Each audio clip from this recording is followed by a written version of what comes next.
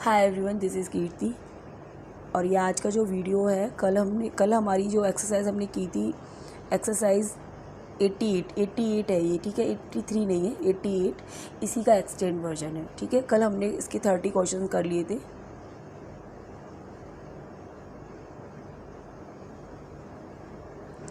Now we start from 31। I am not satisfied dash your explanation. मैं तुम्हारी जो explanation है उसके सेटिस्फाइड नहीं हूँ। सो सेटिस्फाइड के साथ भी हम प्रीपोजिशन लगाते हैं विद।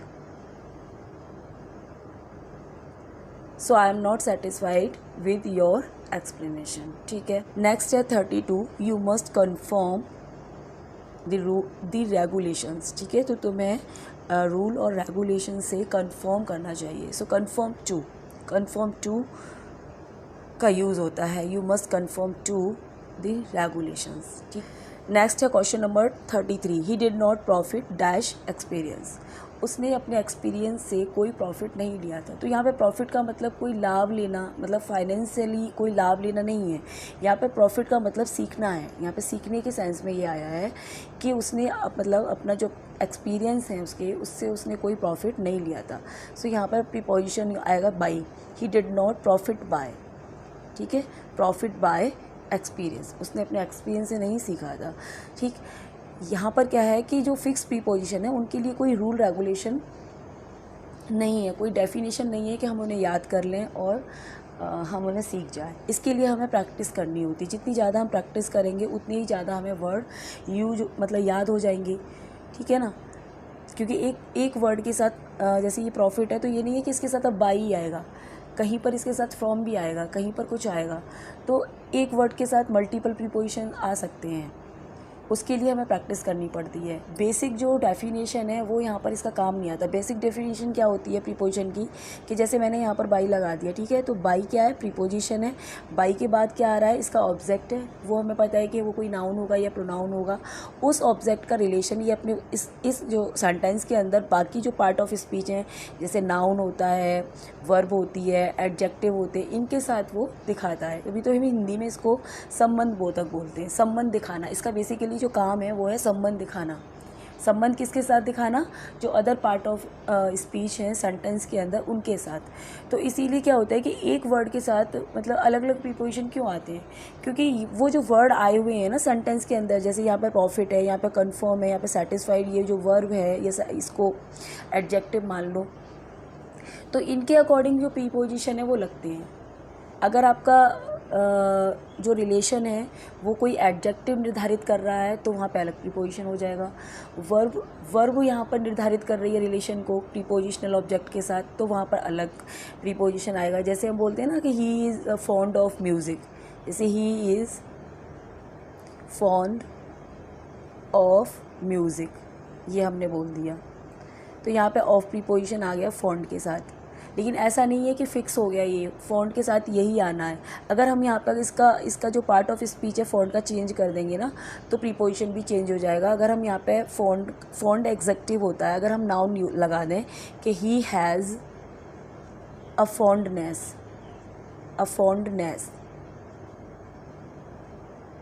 फॉन्डनेस ये क्या है, ये नाउन है। तो अब प्रीपोजिशन क्या लगेगा, तो अब फॉर हो जाएगा इसके बाद। He has a fondness for music, ऐसे आएगा, क्योंकि हमने ये पार्ट ऑफ स्पीच चेंज कर दिया।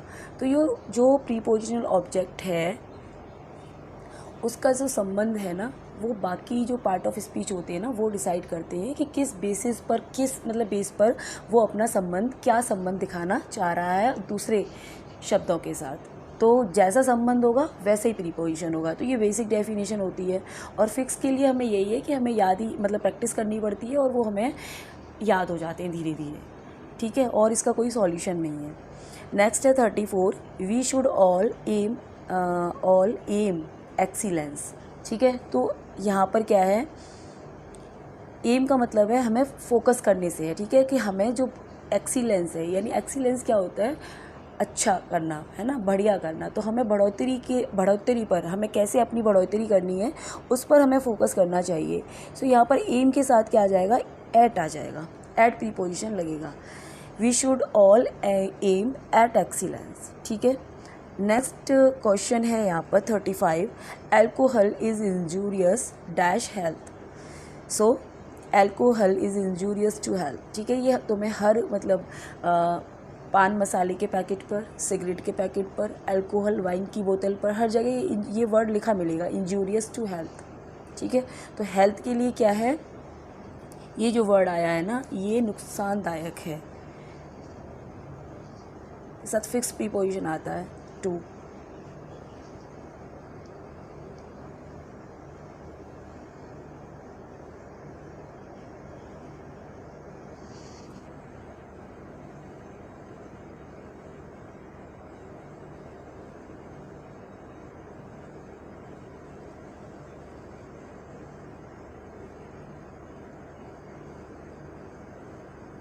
नेक्स्ट है 37, the stories in that book are full of interest. Next है 38,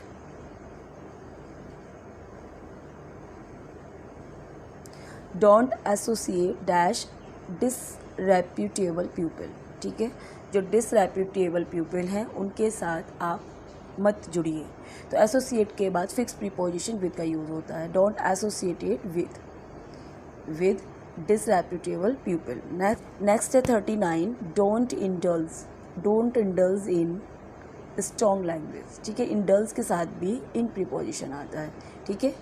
और भी बहुत सारे वर्ड हैं, जैसे इंटरेस्ट हो गया, indulge हो गया, इन्वॉल्व हो गया, इंटरफियर हो गया, प्रोफिशिएंट हो गया, है ना, डेफिशिएंट हो गया।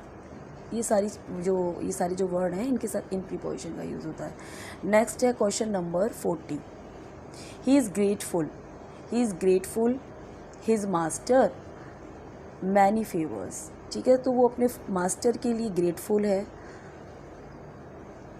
है कई कारणों से, मैनी फेवर, क्योंकि उसने कई बार उसके लिए कुछ ना कुछ किया है, उस सभी वजह से वो उसके लिए कृतज्ञ है, ठीक है। कृतज्ञता से भरा हुआ है।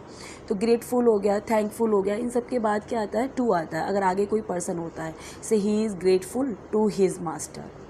और जब रीज़न बताना होता है तो उसके लिए फॉर का यूज़ होता है। तो he is grateful to his master for many favours, कई वजह से वो अपने मास्टर के लिए क्या है, ग्रेटफुल है, ठीक है।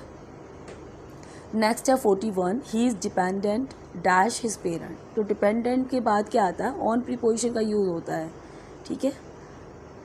He is dependent on his parents. Next है 42, he is abstemious dash eating and drinking, ठीक है। तो ये जो वर्ड आ गया यहाँ पे एब्स्टीमियस, ये क्या है, एक एग्जेक्टिव।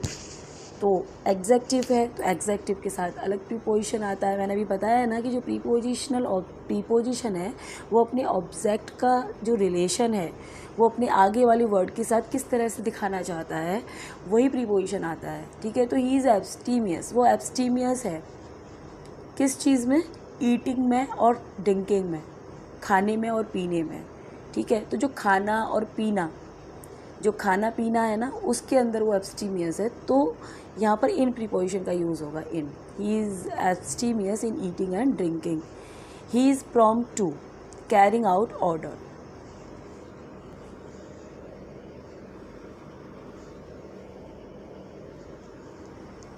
ठीक है। प्रॉम्प्ट के बाद to, he is prompt to carrying out orders. लेकिन ऐसा नहीं है, ऐसा भी फिक्स नहीं है कि प्रॉम्प्ट के बाद टू ही आएगा, इन भी आता है कई जगह। अब वो किस कंटेस्ट में आ रहा है वो आपको प्रैक्टिस से ही पता चलेगा। वो ऐसे ये चीज़ें याद नहीं होती हैं, धीरे धीरे याद होती है जब आप प्रैक्टिस करते रहते हो। Number 44, he is vain of his attainment. Next है question number 45, he is deficient dash common sense, ठीक है। तो उसके अंदर क्या है, डेफिशिएंसी है, किस चीज़ की डेफिशिएंसी है, कॉमन सेंस, ठीक है। तो कॉमन सेंस उसके अंदर है, उस व्यक्ति के अंदर, उसको आप देख नहीं सकते हो, ठीक है। तो जब कोई चीज़ है ना कन्फाइंड लोकेशन में है ना, उसके लिए हम इन प्रीपोजिशन का यूज़ करते हैं। तो यहाँ पर भले ही ये जो चीज़ है मतलब कॉमन सेंस है, ये एक इंटेंजिबल नाउन है ना। लेकिन फिर भी कन्फाइंड लोकेशन हो, चाहे वो टेंजिबल हो चाहे इंटेंजिबल हो, हम उसके लिए इन प्रीपोजिशन का यूज़ करते हैं। इसी तरीके से सरफेस हमें अगर दिखाना है, सरफेस लेवल पर कोई चीज़ दिखानी है, चाहे फिर वो इंटेंजिबल हो चाहे टेंजिबल हो, उसके लिए हम ऑन ही लगाएंगे, है ना। तो he is deficient in common sense, common sense की कमी है उसके अंदर, तो उसके भीतर में कोई चीज़ है, ठीक, तो इन आएगा यहाँ पे। नेक्स्ट है 46, ही इज़ वैक्स्ड डैश मी। तो हमें पता है वैक्स के बाद क्या है, अगर व्यक्ति होता है तो क्या आता है, विद आता है, अगर कोई वस्तु होती है तो एट आता है। वस्तु पर वैक्स्ड हैं तो हम एट प्रीपोजिशन का यूज़ करेंगे। तो he is vaxxed at my behaviour लिखा होता है यहाँ पर, या कोई और पार्टिकुलर कोई चीज़ लिखी होती है ना, तो एट आता। बट यहाँ पर पर्सन है तो पर्सन के साथ विद आएगा, और मैंने कल बताया था पर्सन के लिए विद ही एक प्रीपोजिशन बनाया गया है। और बहुत सारे केसेस ऐसे हैं जहाँ पर पर्सन के लिए विद ना आके कोई और चीज़ आती है तो वो एक्सेप्शन बन जाता है, तो वो और इम्पोर्टेंट हो जाता है हमारे लिए कि हमें उसे याद करना ही चाहिए, ठीक है। तो he is vexed with me. Next है 47, he is indifferent his own interest, ठीक है। सो इनडिफरेंट के साथ आता है preposition to, so he is indifferent to his own interest. Next है 48, he is proficient dash mathematics, ठीक है। वो प्रोफिशिएंट है किसमें, मैथमेटिक्स में, तो यहाँ पर कौन सा प्रीपोजिशन आएगा, इन। he is proficient in mathematics. Next है 49, he is not ashamed dash his neighbors, so he is not ashamed of his neighbors. Next है ही इज़ डिवॉइड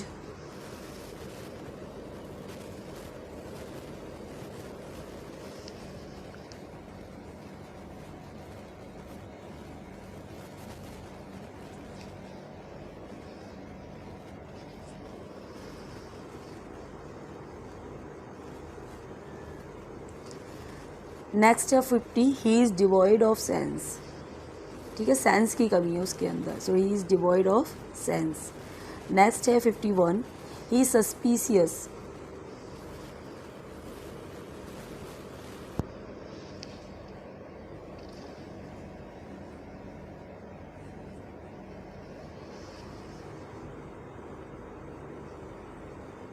नेक्स्ट है question number 51, he is suspicious of all his neighbours.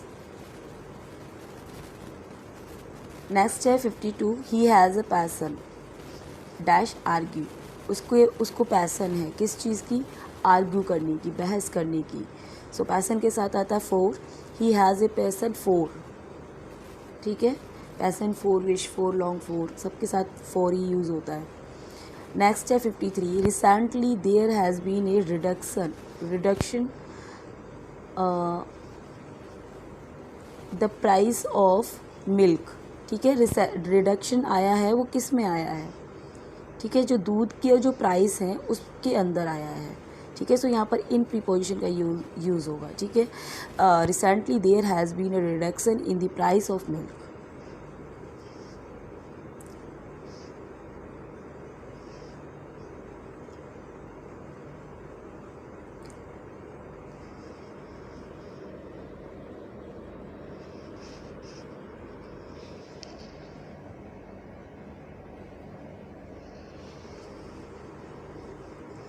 Next है question number 54, he proved false to his friend, 5 square may be equivalent, square किसके equivalent हो सकता है, triangle के, so equivalent to a triangle.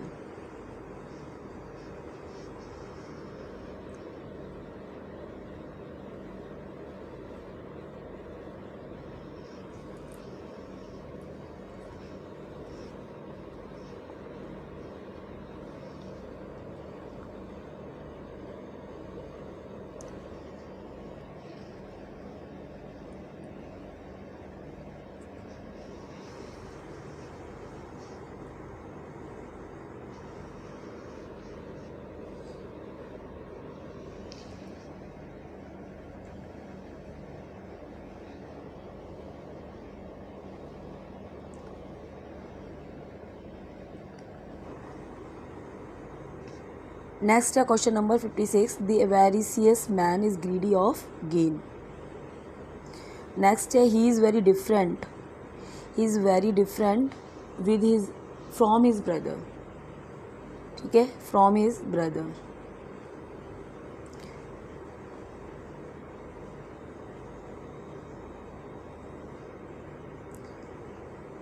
Next है the head dress of the Cossack is similar that of the ancient Persian, ठीक है। सो यहाँ पे 2 आएगा, सिमिलर टू।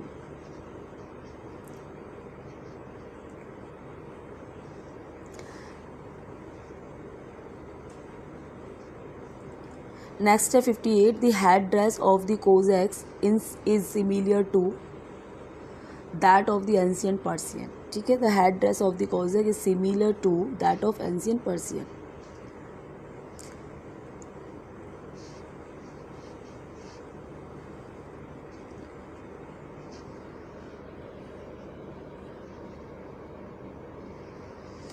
नेक्स्ट है question number 59, he was born of humble parents in Nashik. Next है 60, his views do not accord with mind, ठीक है। तो यहाँ पे आ जाएगा विद, अकॉर्ड के बाद अकॉर्ड विद, और अकॉर्डिंग के बाद टू आता है, अकॉर्डिंग टू। सो गाइज ये एक्सरसाइज हमारी कंप्लीट हो गई इसी के साथ, और ये जो एक्सरसाइज है 89 इसे हम कल स्टार्ट करेंगे, ठीक है। So thanks for watching, thank you so much.